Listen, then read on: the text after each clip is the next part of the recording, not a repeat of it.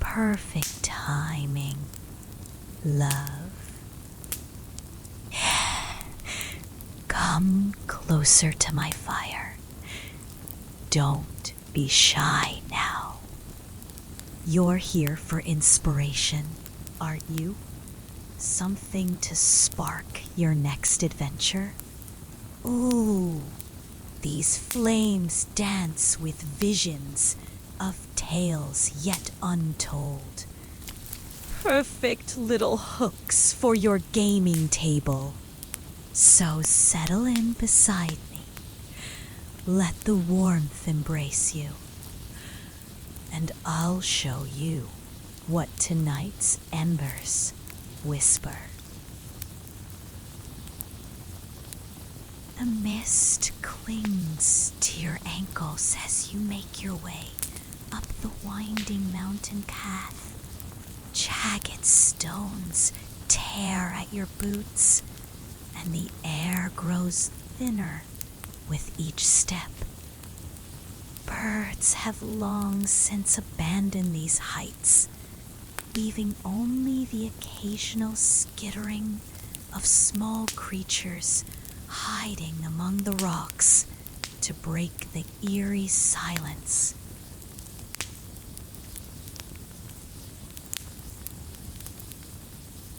You've been tracking this beast for days now, following scorched earth, examining massive footprints, collecting scales that shimmer like obsidian in the sunlight. Tales of Vathiruxa, the midnight terror, have haunted this region for generations. The ancient black dragon has plagued the nearby villages for longer than any living resident can remember, demanding tribute and claiming lives when the offerings fail to satisfy its greed. The bounty on its head would set you up comfortably for life, but more important are the lives that would be spared from its tyranny. The acrid scent of sulfur grows stronger as you approach a massive opening in the mountainside. Deep gouges mar the stone around the entrance. Claw marks from a creature of impossible size. The ground before you is littered with bones, some ancient and bleached white by the sun, others disturbingly fresh, with scraps of meat still clinging to them. A testament to the dragon's voracious appetite. A warm gust of air rushes from the cave entrance, carrying the distinct odor of reptilian musk. The winds shift through the canyon, and for a moment, you swear you can hear the rumbling breath of the beast within, waiting in the darkness. Your hands instinctively tighten around your weapons. Spellcasters among you feel arcane energy crackling at your fingertips, ready to be released. Those of divine faith whisper final prayers to their gods. The plan was clear. You've studied the habits of dragons, particularly those of the chromatic variety. Black dragons are cunning and cruel, preferring ambush tactics in dark, wet environments. You've prepared for acid breath, for the dragon's infamous ability to corrupt water with its mere presence, for its cruel intelligence and sadistic nature. There will be no negotiating with Vathiruxa. There will only be battle, blood, and, if fortune favors you, victory. You steel yourselves at the threshold of the cave. The darkness beyond seems to swallow the light of your torches. From within comes a strange silence. No movement, no thunderous breathing of a massive beast. Perhaps the dragon slumbers upon its hoard, vulnerable in its arrogance. Or perhaps it waits, watching, ready to spring its trap. The first steps into the dragon's lair are the hardest. The tunnel slopes downward, widening as you proceed deeper into the mountain. Water drips from stalactites overhead, forming small pools that reflect your torchlight in distorted patterns across the walls. The darkness feels oppressive, almost tangible, as if the mountain itself wishes to crush you beneath its weight. The tunnel opens suddenly into a vast cavern. Your light catches on something reflective. Gold, silver, precious gems scattered across the floor like fallen stars. The dragon's hoard.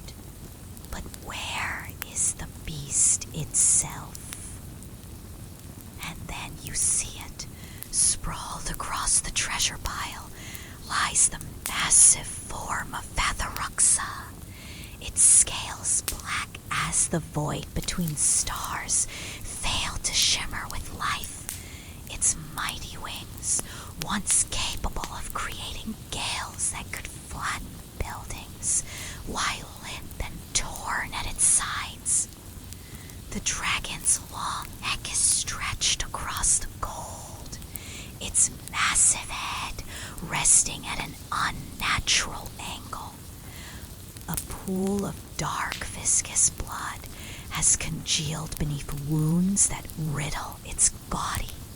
Sword cuts, spear thrusts, and arrow punctures from a battle you did not participate in. Vathiruxa, the midnight terror, scourge of the region, is dead. The revelation sends a shock through your party. The mighty beast you've spent weeks preparing to face, the monster whose very name caused children to cry and adults to bar their doors, slain before you even arrived. The dragon's corpse is still warm to the touch. Whatever killed it did so recently, perhaps mere hours before your arrival. As the initial shock subsides, questions begin to form. Who or what could have slain such a powerful creature? And why leave its treasure untouched?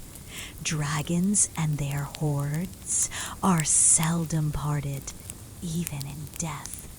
Something isn't right. A cavern itself seems to hold its breath. Water continues to drip from the ceiling, each droplet echoing through the vast space with unsettling clarity.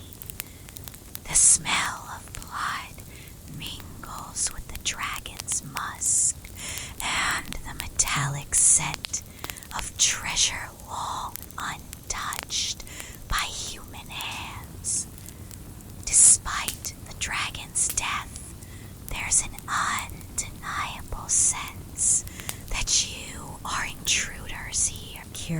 curiosity draws you deeper into the cavern, stepping carefully around the dragon's massive form.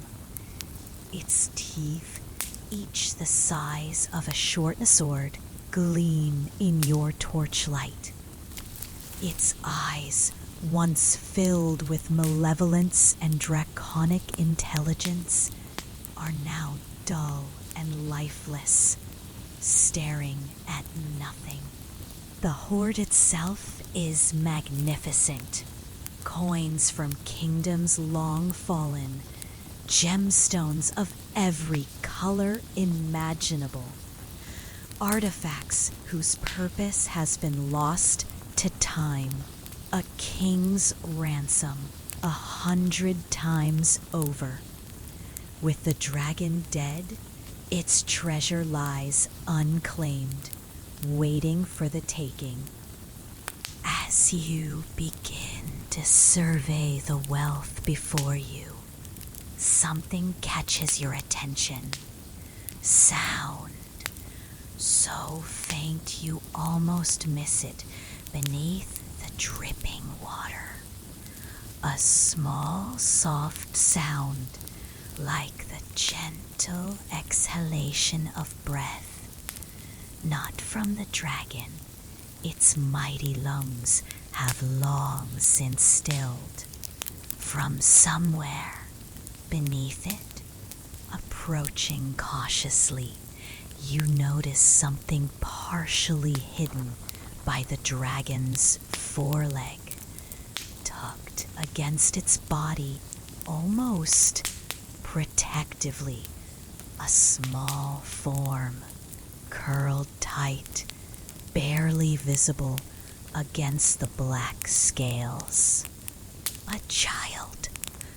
A human girl, no more than 6 years of age, sleeps beneath the dragon's protective embrace.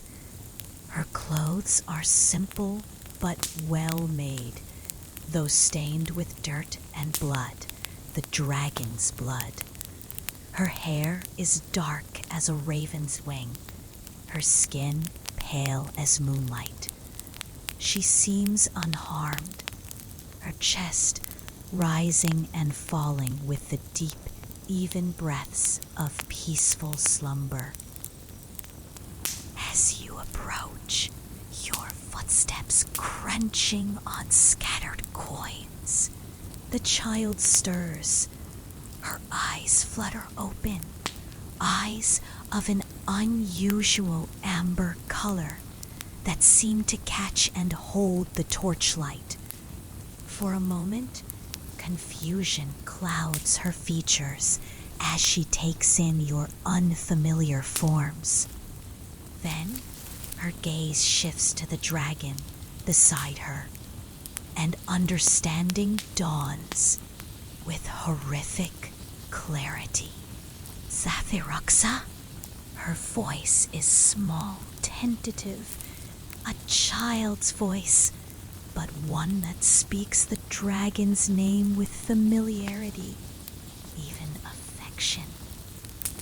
When no response comes, her small hands press against the dragon's scales, pushing as if trying to wake a sleeping parent. Vathiruxa, wake up! There are people here! But the dragon does not wake.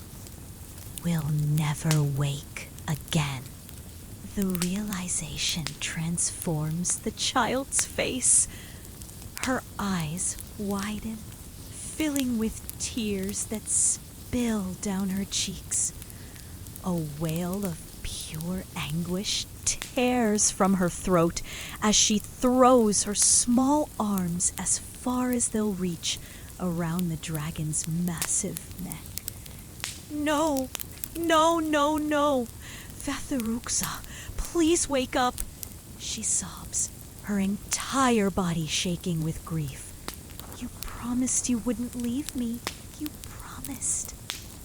Her tears fall upon the dragon's scales, and for a moment, so brief you might have imagined it, they seem to shimmer with a faint response, as if some echo of life remains. But the moment passes, and the dragon remains still. The child's grief is raw, primal, unmistakably genuine. This was no captive mourning the death of her captor out of some twisted sense of loyalty. This is a child mourning the loss of a protector, perhaps even a parent figure. It's a scene that rewrites everything you thought you knew about this dragon and its reputation. As you struggle to make sense of this unexpected tableau, the child's amber eyes lock onto your party. Fear mingles with her grief as she presses herself against the dragon's corpse. "Did you do this?" she whispers, her voice cracking. "Did you kill Vathiruxa?" Oh, before you can answer, a new sound reaches your ears. Distant at first, but growing clearer with each passing second. The rhythmic clank of metal against stone. Armored footsteps, many of them, approaching from the tunnel leading into the cavern. The child's tear-streaked face turns toward the sound. Her eyes widen with a new kind of fear as she listens. The color drains from her cheeks. "Someone's coming," she whispers, her small hands clutching at the dragon's scales. The footsteps grow louder. Voices can now be heard, harsh, commanding, speaking in a language you don't recognize. With each echoing step, the child's breathing quickens, her body trembling as she presses herself deeper into the protection of the dragon's lifeless form. As one particularly loud command rings through the tunnel, recognition flashes across her face, a primal fear that speaks of remembered danger. "No," she gasps.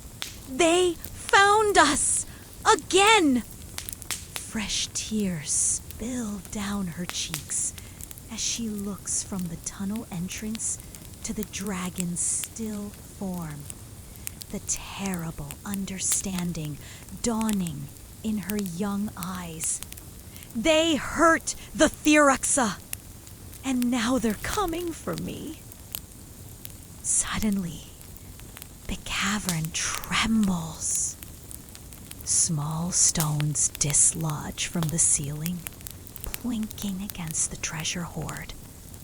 The tremor intensifies, and a thunderous crack echoes through the chamber as part of the tunnel entrance collapses, temporarily blocking the approach of whoever comes this way.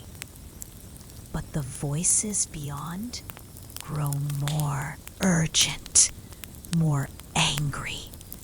They will find a way through.